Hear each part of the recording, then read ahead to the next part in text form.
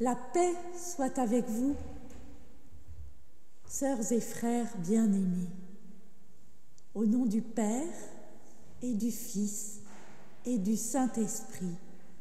Amen.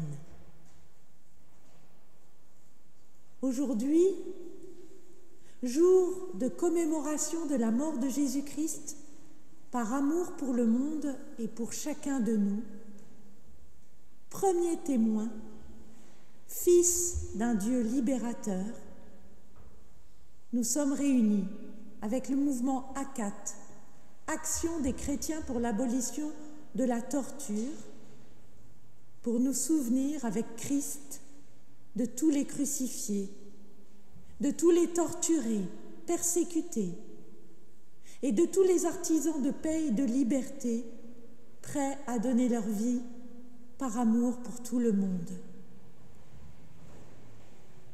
À la fin de ce culte, sur la place ou à la sortie, Yves Fréchet vous donnera l'appel du mois. C'est au nom de Jésus-Christ qui nous unit en tout temps et en tout lieu, par-delà nos frontières ecclésiales, que nous sommes réunis ce soir. C'est pourquoi je vous invite à la prière.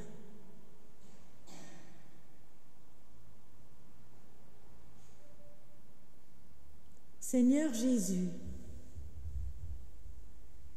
toi qui n'as pas craint de donner ta vie par amour, toi le témoin par excellence, fils de ce Dieu venu non pour condamner, mais pour sauver. Viens par ton esprit, afin que nous recevions en tout notre corps, notre cœur, notre âme et notre esprit, cette parole qui nous appelle à venir à ta suite. Amen. Bonsoir, je m'appelle Festus. Je suis soldat et je suis romain.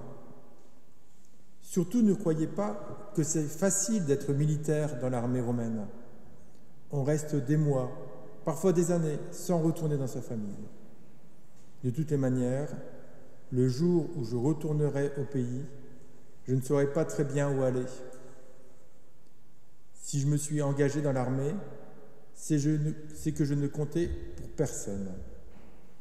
Ici, en Palestine, il faut être particulièrement attentif au contact avec la population, car c'est une région sensible. Le procurateur Pilate vit d'habitude à Césarée.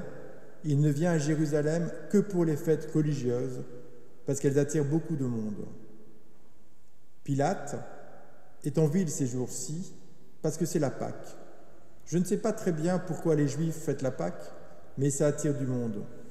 Il en vient de toute la Palestine et même de l'ensemble de l'Empire.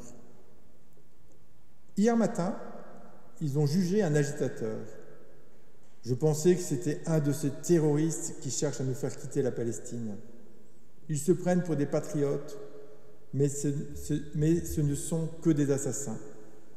J'ai un ami avec qui j'ai fait la campagne d'Égypte qui a été tué le mois dernier par l'un des leurs.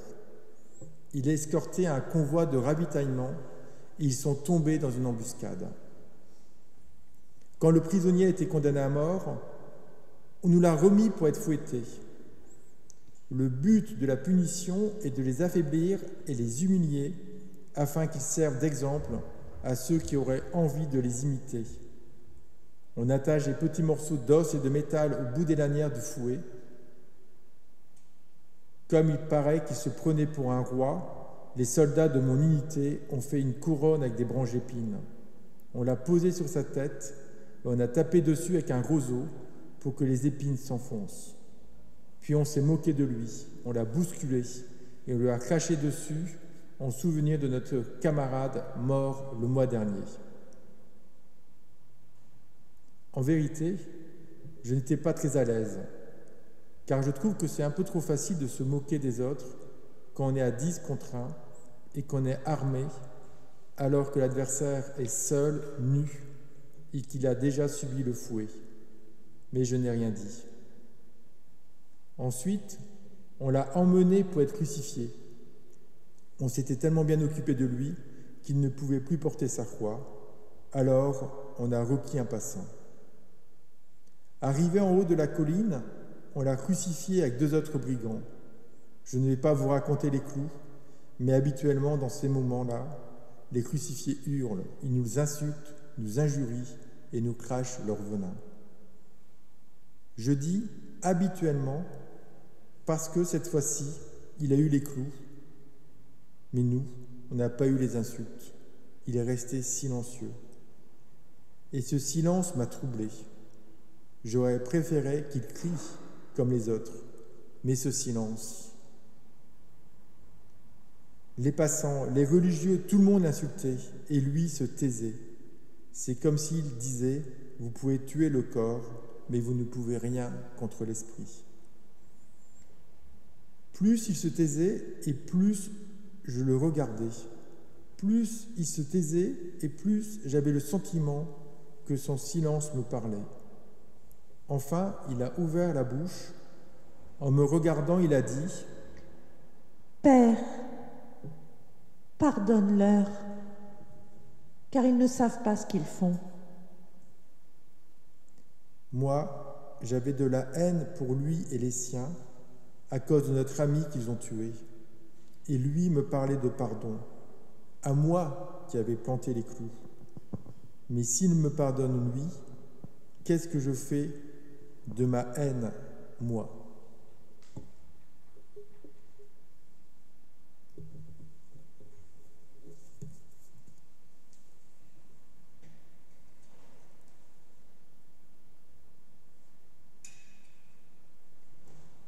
Seigneur, l'homme créé à ton image est défiguré par l'homme.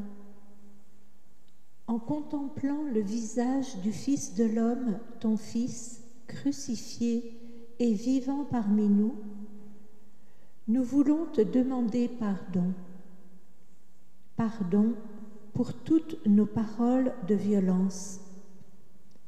Pardon pour toutes nos lâchetés. Pardon pour tout ce qui retarde la venue de ton esprit d'amour. Pardon pour tout le péché du monde. Retourne le cœur de ceux qui persécutent. Pardon, Seigneur, et reste avec nous jusqu'à la fin des temps.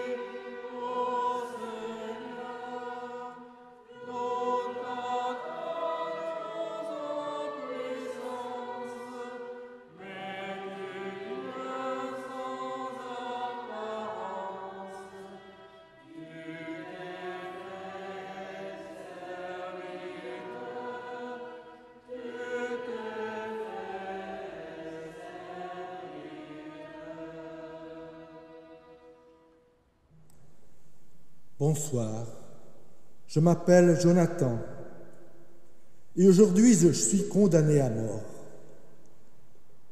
C'est l'heure du grand rendez-vous avec Adonai, l'heure où on solde les comptes de toute une vie.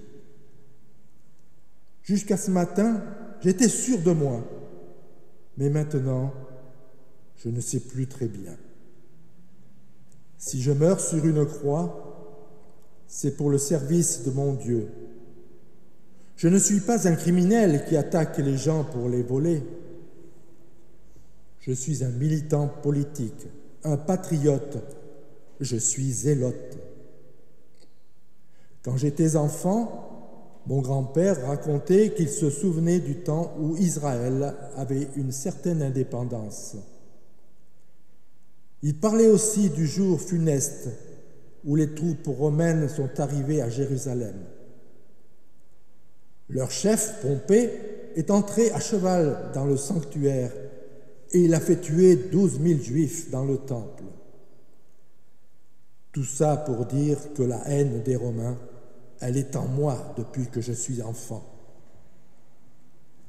Une fois adulte, je suis d'abord devenu pharisien. Mais après un moment, je me suis dit que je ne pouvais pas me contenter d'attendre passivement la libération de Dieu et qu'il fallait passer à l'action. Depuis Moïse, nous savons que nous devons être les agents de notre liberté. J'ai donc quitté le village et j'ai rejoint la clandestinité. Nous sommes organisés en bandes et nous avons trouvé refuge dans les montagnes. Parfois, nous organisons des actions de commando. La semaine dernière, nous sommes tombés dans un piège. Nous avions repéré une caravane qui traînait un groupe d'esclaves. Nous les avons attaqués, mais les esclaves étaient des soldats déguisés. J'ai été fait prisonnier avec Baruch, un autre patriote. Je connais le sort réservé aux zélotes et je ne me faisais aucune illusion. J'avais déjà assisté à des crucifixions, mais quand c'est dans vos propres mains et dans vos pieds que les clous sont plantés, le troisième crucifié est quelqu'un que je ne connais pas. Sur sa croix, on a écrit « Jésus, le roi des Juifs ».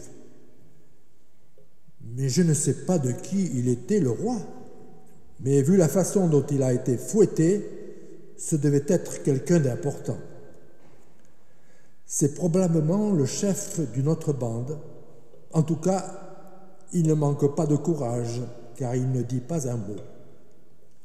En fait, il m'impressionne par sa dignité. Il a regardé les soldats romains et il a dit « Père, pardonne-leur, car ils ne savent pas ce qu'ils font. » Je n'ai pas compris ce qu'il voulait dire. Je sais bien qu'Adonai est miséricordieux, mais pas pour les Romains, les ennemis de son peuple. S'il ne montrait pas tant de courage, je le prendrais pour un fou. Qui est-il donc pour demander à Dieu de pardonner à ceux qui lui font du mal ? C'est alors que Baruch a commencé à l'interpeller. « Si tu es le roi des Juifs, pourquoi ne fais-tu rien ? Plutôt que de demander à Dieu de pardonner à ces salauds de Romains, tu ferais mieux de lui dire de nous sortir de là. » J'étais scandalisé. Alors j'ai arrêté Baruch. « Tais-toi ! Tu ne crains donc pas Dieu pour t'exprimer ainsi ? » Baruch, sais-tu que j'ai regardé celui qu'on appelle Jésus ? J'ai vu une lumière dans ses yeux. Et dans cette lumière, il avait une paix qui ne pouvait venir que d'Adonai. Je me suis senti tout petit à côté de lui. Du plus profond de ma misère a germé un sentiment étrange. Mais comment l'exprimer ? Je lui ai simplement dit « Jésus, souviens-toi de moi quand tu viendras dans ton règne. » Il m'a regardé et après un moment de silence, il a dit « En vérité, je te le dis, aujourd'hui tu seras avec moi dans le paradis. » Je ne sais pas très bien qui il est, mais quand je l'écoute et que je regarde sa dignité, je me demande si notre haine des Romains n'est pas une impasse. C'est après tout s'ils m'accueillent moi. Pourquoi pas eux ?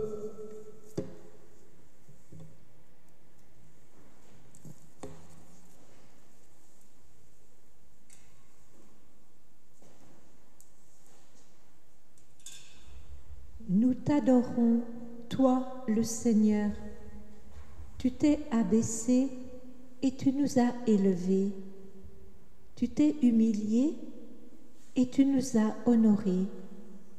Tu t'es fait pauvre et tu nous as enrichis. Tu es né et tu nous as fait naître. Tu as reçu le baptême et tu nous as purifiés. Tu as jeûné et tu nous as rassasiés. Tu as été prisonnier et tu nous as libérés. Tu as été soumis à l'interrogatoire et tu nous as fait siéger en juge. Tu as été le silence, tu as gardé le silence et tu nous as instruits. Tu as été souffleté comme un esclave et tu nous as affranchis. Tu as été dépouillé de tes vêtements et tu nous as revêtus. Tu as été attaché à une colonne et tu as détaché nos liens. Tu as été crucifié et tu nous as sauvés. Tu es mort et nous as fait vivre. Tu as été mis au tombeau et tu nous as réveillés.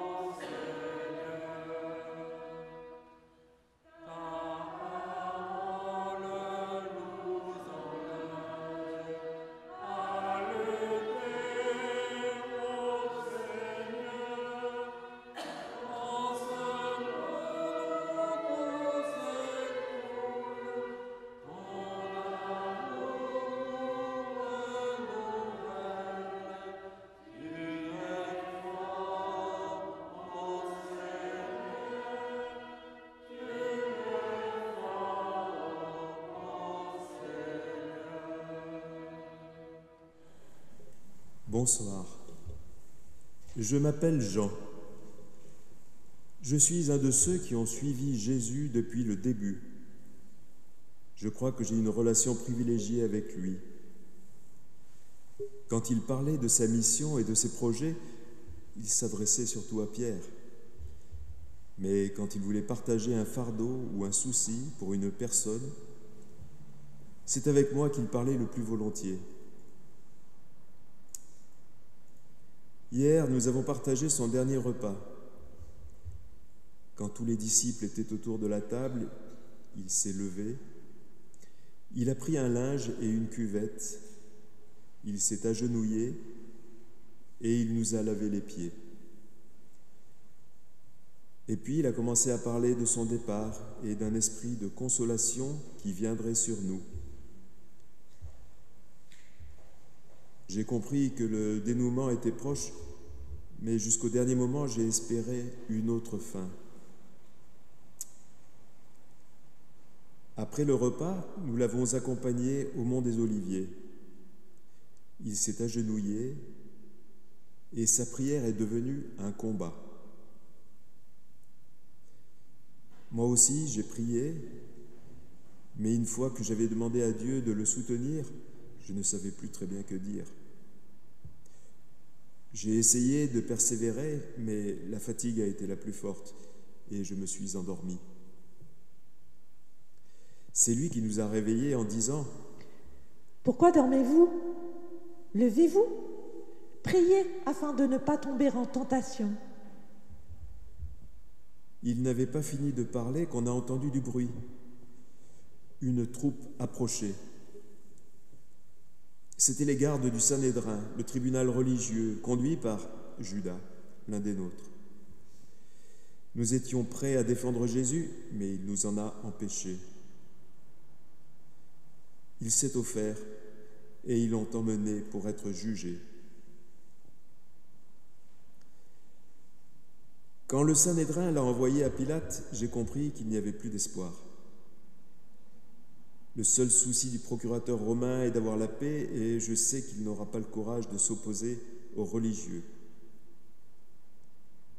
Comme Marie, la mère de Jésus, est en ce moment en ville, j'ai tout de suite pensé à elle et j'ai couru la rejoindre. Contrairement à mes craintes, elle n'était pas seule. D'autres femmes étaient là. Marie venait d'être informée de la parodie de justice chez Pilate et de la condamnation de son fils. En ce moment même, il était sur le chemin qui conduit au mont du Crâne. Elle a gardé le silence un moment, comme pour prendre des forces, puis elle s'est levée et elle a dit qu'elle aussi allait gravir la colline. J'ai essayé de l'en dissuader pour lui épargner le spectacle de la croix, mais elle n'a rien voulu savoir. Elle voulait voir son fils une dernière fois. En route, elle m'a parlé. Elle m'a raconté la présentation de Jésus au temple quand il était un simple nourrisson. Il y avait là un vieux sage appelé Siméon qui a prononcé d'étranges paroles. Il lui a dit « Marie, une épée te transpercera le cœur. » À l'époque, elle n'avait pas compris ce qu'il voulait dire, mais maintenant, elle comprenait trop bien. Quand on est arrivé au mont du Crâne, les croix étaient déjà dressées. En nous voyant venir, la foule s'est tue. Elle s'est ouverte pour nous laisser passer. Et on s'est retrouvés aux pieds de Jésus. On est resté un moment en silence. On n'avait pas besoin de mots pour se parler. Jésus a regardé Marie et lui a dit « Femme, voici ton fils. » Puis il a tourné son regard vers moi et a dit « Voici ta mère. » J'ai posé la main sur l'épaule de Marie et j'ai hoché la tête. Malgré le mal, l'obscurité, la violence et l'injustice, j'ai eu à ce moment-là la certitude que c'est lui qui avait raison et que son combat était le bon. Aujourd'hui, la mort semble triompher, mais il m'a appris qu'aussi fort que la mort, il y a l'amour. Et l'amour nous appelle à continuer notre chemin, même au milieu des ténèbres et de l'oppression. Cet amour qu'il m'a appris, aucune croix ne pourra l'enlever de mon cœur.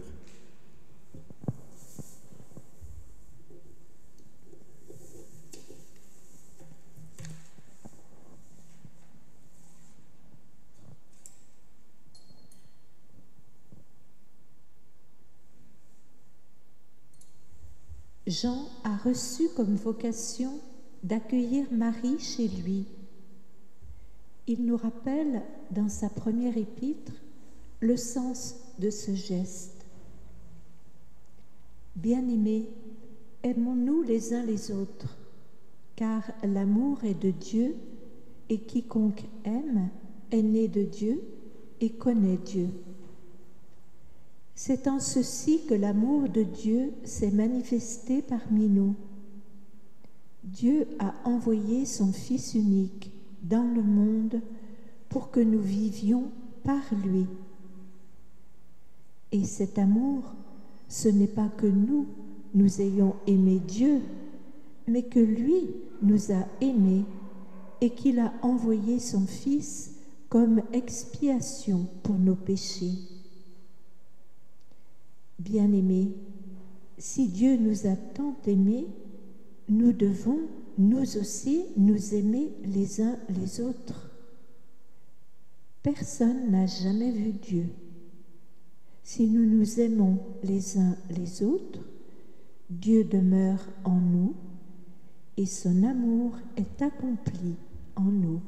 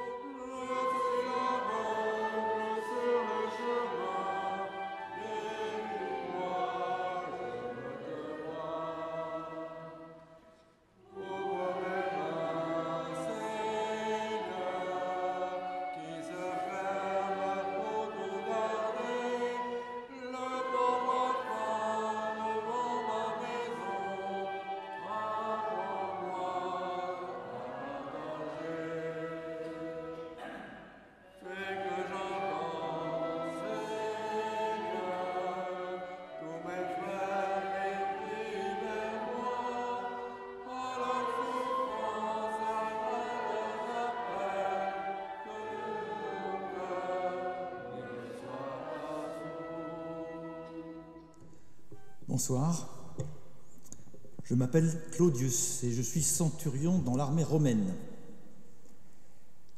Il y a des moments dans la vie où on n'est pas très fier de soi. Je peux toujours me dire que je ne suis qu'un officier qui a obéi aux ordres. Il n'empêche qu'au tribunal de ma conscience, je ne me sens pas très propre. Comme je suis responsable de la sécurité à Jérusalem, je suis obligé de savoir ce qui se passe en ville. J'ai un réseau d'indicateurs qui me tiennent informé. Les rapports sur le Nazaréen disaient tous la même chose. C'était un idéaliste qui n'était pas très dangereux pour l'autorité romaine que je représente. Tout ça pour dire que lorsque j'ai reçu l'ordre de présider sa crucifixion, ça m'a un peu étonné, mais je me suis dit que Pilate devait avoir ses raisons. Quand je l'ai vu, mes soldats s'étaient déjà sérieusement occupés de lui et j'ai eu un peu honte de la façon dont il avait été traité. J'ai tout de suite requis un passant pour porter sa croix, mais je vais vous faire un aveu. Je ne suis pas sûr que la terreur soit le meilleur moyen de gouverner les populations étrangères.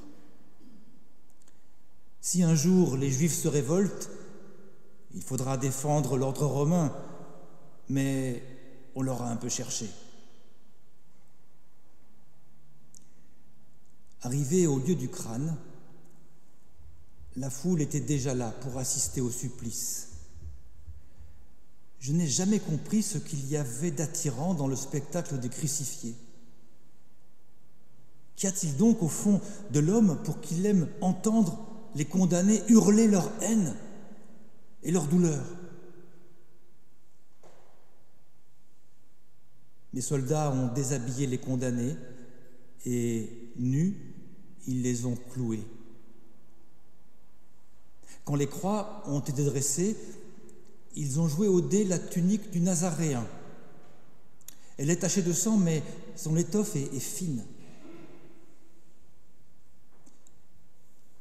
À la différence des deux autres condamnés, Jésus ne criait pas et n'insultait personne. Il faisait preuve d'un courage qu'en tant qu'officier romain, je savais apprécier à sa juste valeur. À midi, il a commencé à faire de plus en plus sombre, comme si la nuit venait poser son manteau sur la terre pour réclamer son dû. L'atmosphère était lourde, pesante. C'est alors que le Nazaréen a dit d'une voix forte : « Eloi, Eloi, lama sabachthani » Il y a eu un frisson dans la foule. J'ai demandé à un juif de me traduire ce qu'il venait de dire. Il m'a répondu que c'est le premier verset d'un psaume qui dit « Mon Dieu, pourquoi m'as-tu abandonné ?» J'étais bouleversé. Lui, abandonné de Dieu? Comment est-ce possible? Jusqu'où descendra-t-il donc? Il a encore dit 2 ou 3 mots, puis ses jambes se sont relâchées, ses bras se sont tendus, et j'ai compris que c'était la fin. Pendant quelques secondes, la terre a tremblé, comme si les enfers s'ouvraient pour mieux accueillir cet homme rejeté de tous et même de son Dieu. Des crucifixions, j'en ai présidé plusieurs, mais celle-là était différente. Jamais personne n'est mort comme le Nazaréen. Ça n'a aucun sens, mais je suis sûr que cet homme était plus qu'un prophète. Je crois vraiment qu'il était fils de Dieu. Vous me demanderez sûrement pourquoi un Dieu a été torturé entre 2 malfaiteurs. Je n'en sais rien. Mais ne faut-il pas être véritablement Dieu pour se laisser crucifier comme le moindre des êtres humains? La seule chose que je sais, c'est que ce Dieu-là n'abandonne personne, même quand tout dit le contraire. Ce sont les êtres humains qui abandonnent Dieu.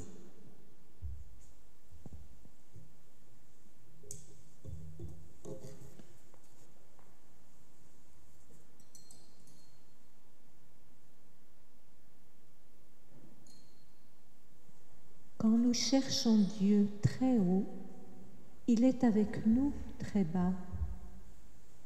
Il nous rejoint là où personne d'autre ne peut nous rejoindre. Il nous entraîne là où personne d'autre ne peut nous entraîner. Je le crois et je te loue, Seigneur. Maintenant, dans l'impasse où je suis, je veux t'accueillir et je veux me laisser tirer vers ta vie. Toi qui me rejoins, tire-moi vers toi, car je veux vivre. Je crois, Seigneur. Viens au secours de l'incroyant que je suis.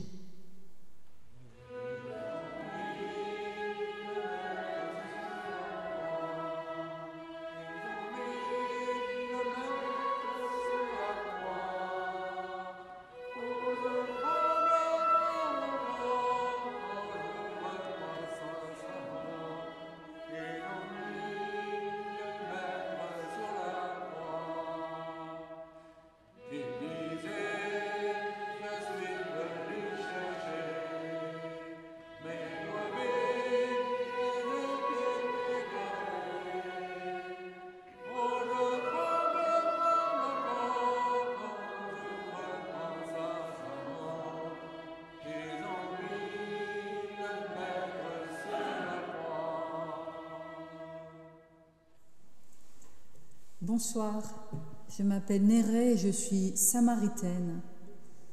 Si je suis venue à Jérusalem, ce n'est certainement pas pour assister à une crucifixion, mais pour écouter Jésus, que j'ai rencontré un jour au bord d'un puits. Je me souviens parfaitement de cette journée, à Sichar en Samarie. À cette époque, j'étais perdue. J'en étais à mon 5e mari, et je ne savais plus ce qui était vrai et faux. Je ne faisais plus la différence entre le bien et le mal, le droit et le tordu. Ce jour-là, il y avait un soleil de plomb. Et à midi, j'étais sortie chercher de l'eau au puits de Jacob. Il était là, assis sur une margelle, sur la margelle. Il avait soif et m'a demandé de l'eau. J'étais étonnée qu'il ose m'adresser la parole car il était juif et moi samaritaine. Nous avons engagé la conversation et il m'a parlé d'une eau vive, d'une eau qui étanche notre soif. En vérité, toutes les soifs, même les plus profondes. J'ai vite compris qu'il ne parlait pas seulement de l'eau du puits, mais d'une autre source plus intime.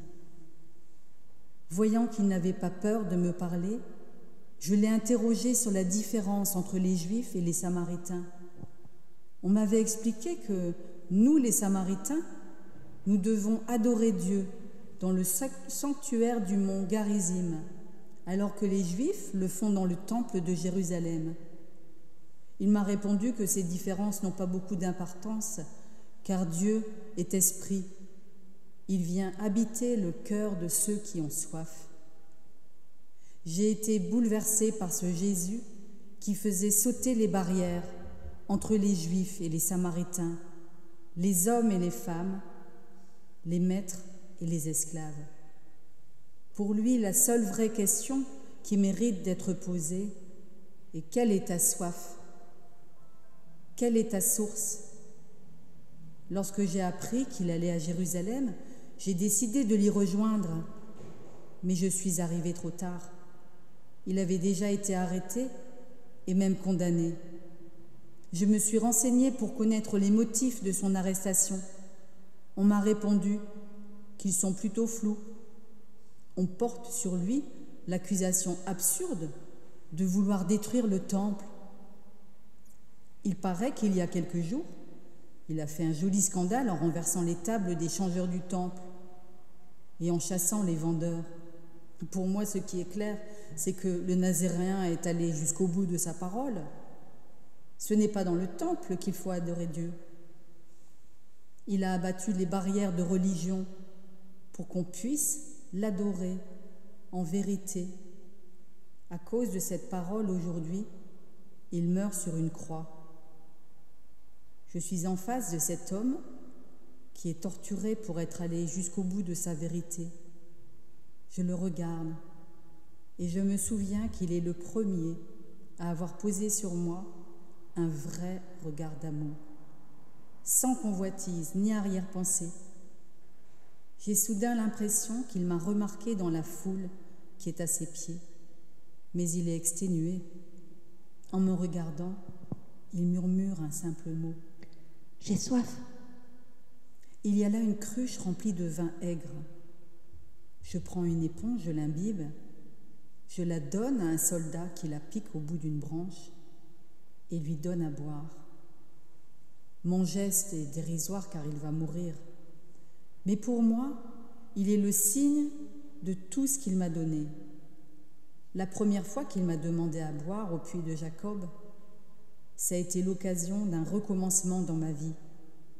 Aujourd'hui encore, il a soif à cause de la cruauté des hommes et des barrières imbéciles que les religieux ont élevées entre Dieu et ses enfants. Cette soif-là, c'est aussi la mienne.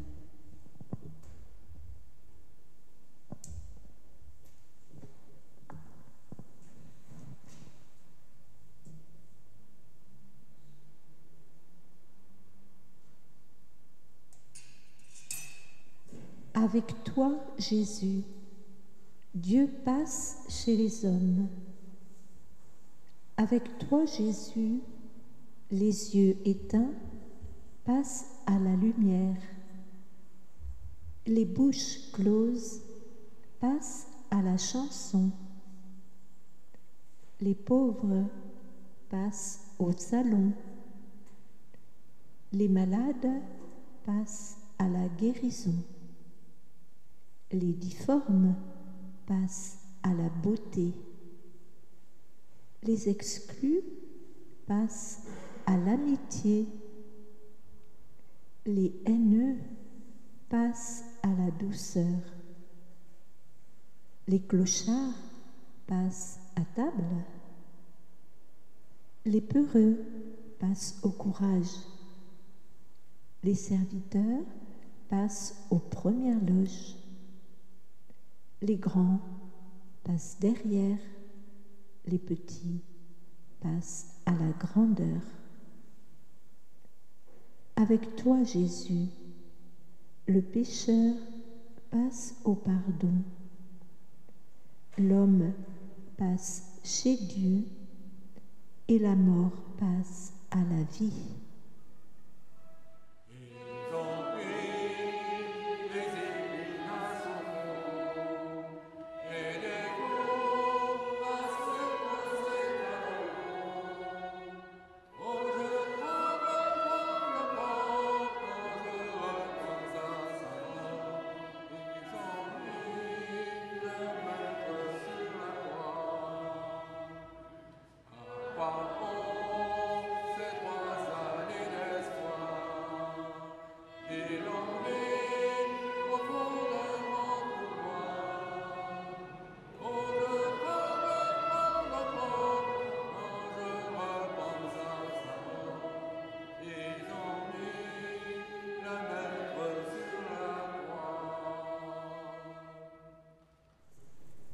Bonsoir, je suis Nicodème et je suis pharisien.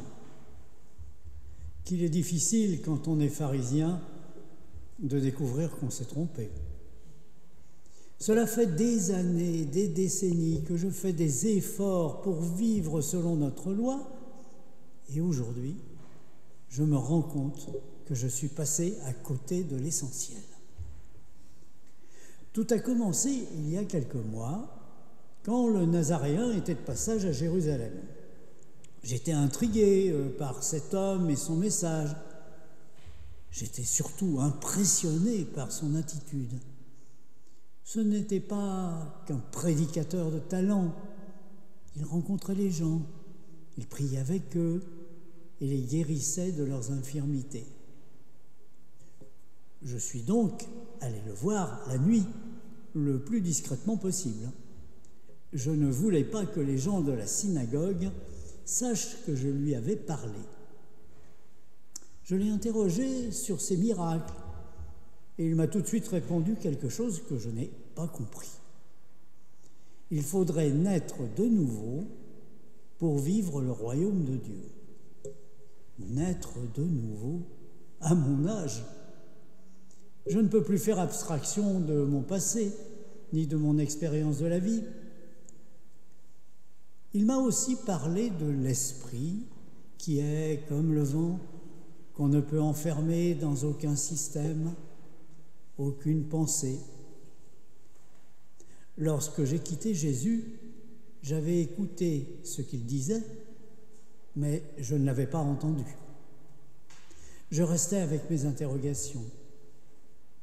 Pour moi, l'essentiel, ce n'était pas une question de nouvelle naissance, mais de connaissance de la Torah et d'obéissance.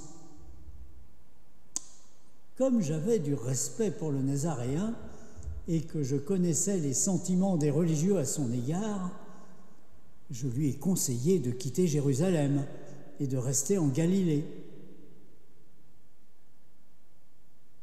Mais il a fallu qu'il revienne. Et ce que je craignais est arrivé. Il a été emmené par les hommes du Sanhédrin. Je suis tout de suite allé voir Caïphe, le grand prêtre, pour exiger qu'il y ait un procès juste et équitable. Caïphe m'a répondu que cette affaire l'ennuyait beaucoup. Les relations avec les Romains sont particulièrement tendues en ce moment. Il a fait arrêter le Nazaréen pour le faire taire, afin d'apaiser les tensions. Dans les situations de crise, le rôle du Sanhédrin est de protéger ce qui peut encore l'être. Caïphe m'a expliqué que lui-même, il avait plutôt de la sympathie pour ce prophète, mais que sa fonction lui demandait de rechercher le plus grand bien. S'il le fallait, ne valait-il pas mieux qu'un seul homme meure pour le peuple et que la nation tout entière soit épargnée? Autant dire que ces propos ne m'ont pas vraiment rassuré. Mais quand j'ai appris la façon dont le procès s'est déroulé, j'ai été profondément meurtri. C'est la raison pour laquelle je suis monté moi aussi au mont du Crâne. Ce n'est pas que je doive me justifier, je n'aime pas les crucifixions. Mais le Nazaréen reste pour moi une question. Quand je l'ai vu humilié, frappé, insulté, méprisé, j'ai tout de suite pensé à ce que disait le prophète au sujet du serviteur de Dieu.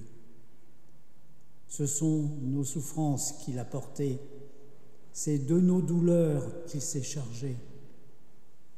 Le châtiment qui nous donne la paix est tombé sur lui, et c'est par ses meurtrissures que nous sommes guéris.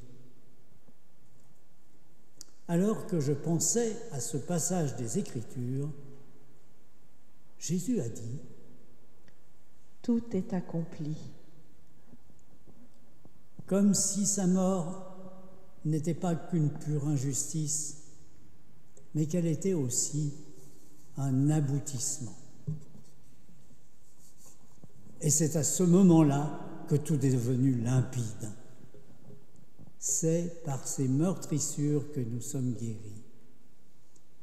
Le Nazaréen, c'est lui le serviteur dont parle Ésaïe, envoyé pour porter nos souffrances et nous donner la paix.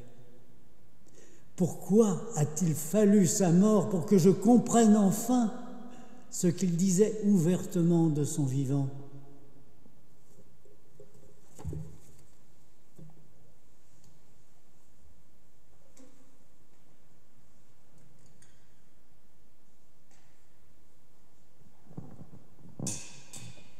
Seigneur, apprends-nous à changer notre regard. Ouvre nos yeux sur les réalités de notre monde pour que nous puissions les voir, pour ne pas les mépriser, pour ne pas les redouter, mais pour les accueillir comme un rendez-vous de Dieu. Apprends-nous à changer notre regard sur les certitudes qui nous enferment, sur les valeurs qui nous rassurent, sur les autres que nous verrouillons dans nos jugements tout faits. Donne-nous de savoir apporter, de savoir recevoir, de savoir demander, de savoir dire à l'autre le besoin qu'on a de lui.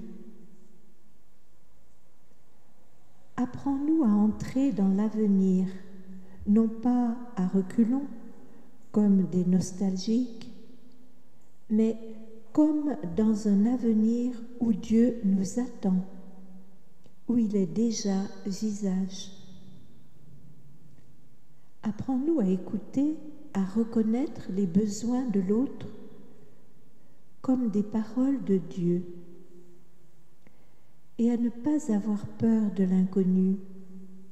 Il est le visage de Dieu qui vient.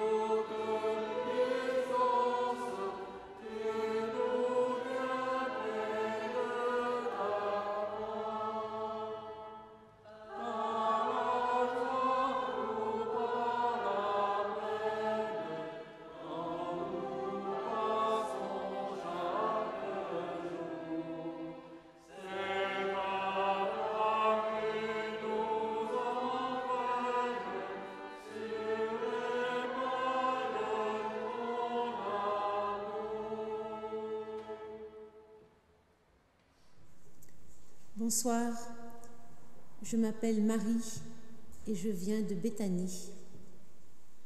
Parfois, il faut attendre la fin d'une histoire pour en saisir le sens. Aujourd'hui, un livre se ferme.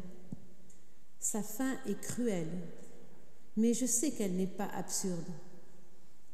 Je me souviens la première fois que j'ai rencontré Jésus. Il s'était arrêté à la maison pour se reposer. En attendant le dîner, il parlait, et moi, je l'écoutais. Il vivait une vraie passion de Dieu, mais il avait en même temps une grande compassion et une profonde douceur. Je ressentais que tout ce qu'il disait était vrai. Jamais personne ne m'avait parlé comme cet homme. Depuis, chaque fois qu'il montait à Jérusalem, il faisait une halte à la maison. Il y a quelques jours, il était à table et ses disciples parlaient entre eux. Il pensait que c'était maintenant le temps de Dieu. Il sentait que l'accomplissement était proche. Jésus allait purifier le temple et libérer Israël. Je ne disais rien, mais leur discours m'ennuyait. J'avais écouté Jésus et je savais que son royaume n'est pas de ce monde. Quand il en parlait, il disait qu'il était pour les pauvres de cœur et que ce sont les petits, les infirmes, les boiteux et les aveugles qui occuperont les premières places. Je voulais parler, mais je ne savais pas comment exprimer ce qui était en moi.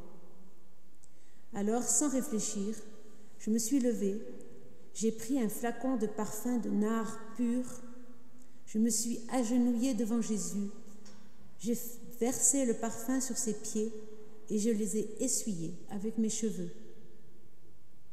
Les disciples n'ont pas compris mon geste. Judas a même fait une remarque sur le prix du parfum, qui aurait pu aider les pauvres. Jésus, lui, il a compris.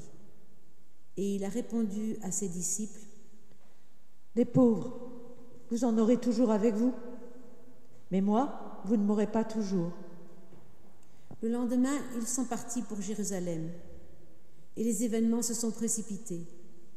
Il a été arrêté, jugé, condamné par le Sanhédrin, puis par Pilate. Quand j'ai appris qu'il était crucifié, je suis montée à Jérusalem. J'étais terrorisée. En chemin, j'essayais de raisonner le tumulte qui bouillonnait en moi. Je me suis souvenue qu'il avait dit « Si le grain de blé ne tombe en terre et ne meurt, il reste seul. Mais s'il meurt, il porte beaucoup de fruits. » Quand je suis arrivée au lieu du crâne, la croix venait d'être dressée. Je suis restée à ses pieds pendant son agonie. J'ai recueilli ses dernières paroles. J'ai été bouleversée par la demande de pardon pour les soldats qui l'ont cloué au bois. Je l'ai entendu dire une dernière parole d'accueil pour un brigand qui partageait sa croix. J'ai été émue par la parole d'amour qu'il a échangée avec Marie, sa mère, et avec son disciple, Jean.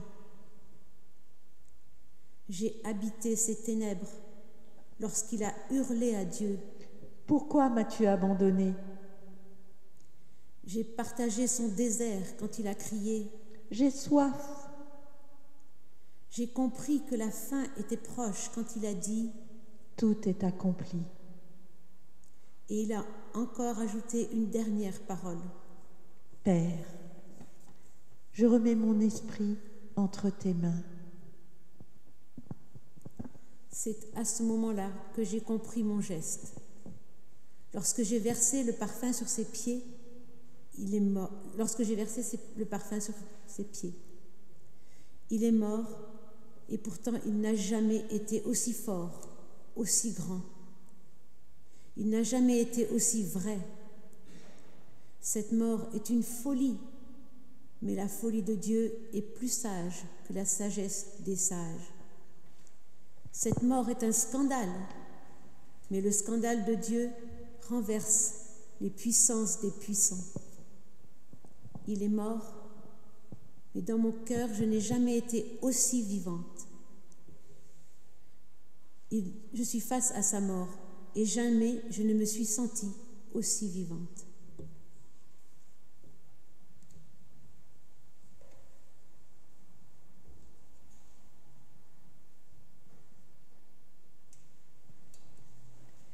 Père, une fois de plus, nous avons regardé ton Fils monter au calvaire, puis expirer sur la croix. Nous l'avons entendu crier de misère, pardonner, s'en remettre à toi.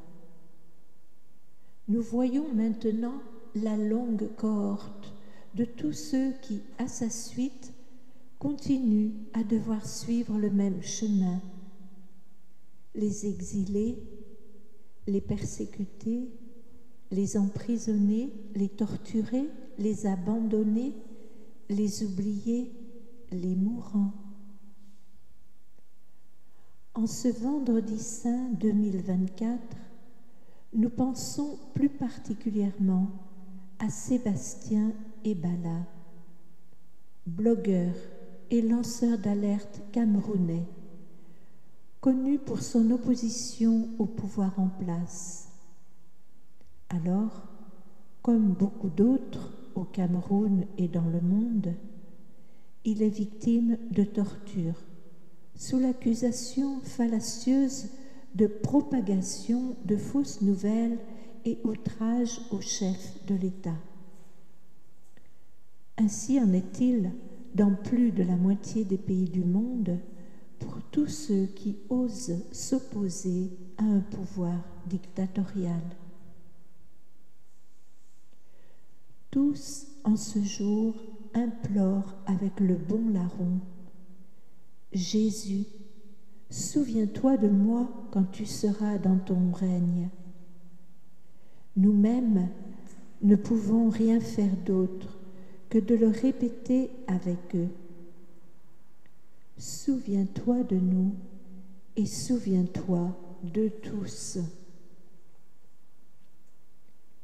Nous voici comme les disciples, incapables de courir au secours du Maître, incapables de délier les chaînes injustes, d'arrêter la main des bourreaux, d'apporter la liberté aux captifs, de déchirer pour notre prochain le voile qui lui cache ton amour, ton pardon, ton salut.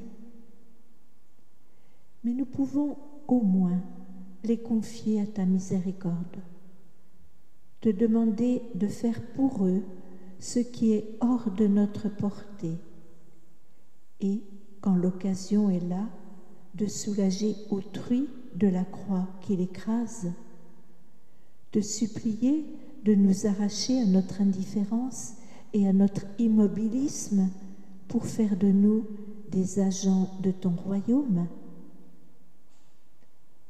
Ainsi, pour les personnes torturées, des libérations se produisent comme pour Veronica Razo Casales au Mexique, libérée après 12 ans de prison grâce à une large mobilisation internationale.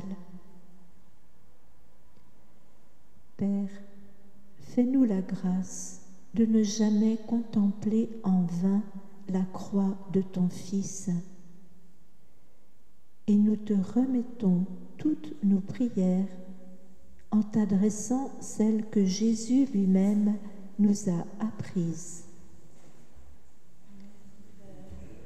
Qui es aux cieux, que ton nom soit sanctifié, que ton règne vienne, que ta volonté soit faite sur la terre comme au ciel.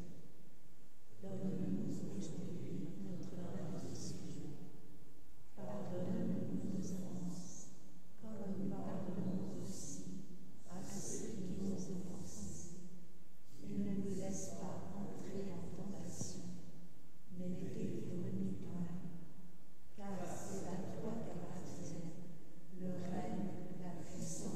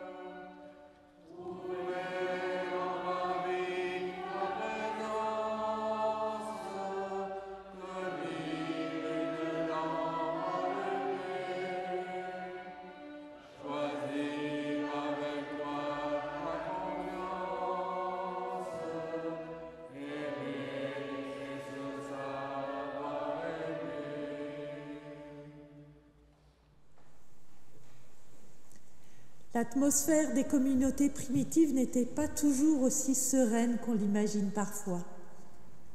Soucieux pourtant de la parole du Christ, si tu vas présenter ton offrande à l'autel et si là tu te souviens que ton frère a quelque chose contre toi, laisse là ton offrande et va d'abord te réconcilier avec ton frère, avec ta sœur. Viens ensuite présenter ton offrande. Ces premiers chrétiens avaient pris l'habitude d'un geste de paix et de réconciliation entre eux avant de recevoir la communion. Ce geste a retrouvé aujourd'hui sa place dans un certain nombre de liturgies eucharistiques. Ce soir, nous n'avons pas célébré l'Eucharistie ni la Cène, souffrance de ce qui subsiste encore de nos divisions sur ce point, mais aussi regard commun vers ce seul sacrifice dont nous avons ensemble fait mémoire. Avant de recevoir la bénédiction et de nous en aller, chacun son chemin vers l'aube de Pâques qui nous rassemblera dimanche en nos diverses églises, j'ai pensé qu'il serait significatif que nous échangions un geste de paix les uns avec les autres, que ce soit un sourire, une main tendue, un regard ou un baiser. Chacun à sa convenance va pouvoir maintenant témoigner à ses proches voisins la paix du Christ dans laquelle s'achève notre célébration. Alors voilà, donnons-nous la paix. À ceci, nous avons connu l'amour. Jésus a donné sa vie pour nous. Nous devons aussi donner notre vie pour nos frères et nos sœurs. Que la grâce du Seigneur Jésus soit avec vous tous. Amen.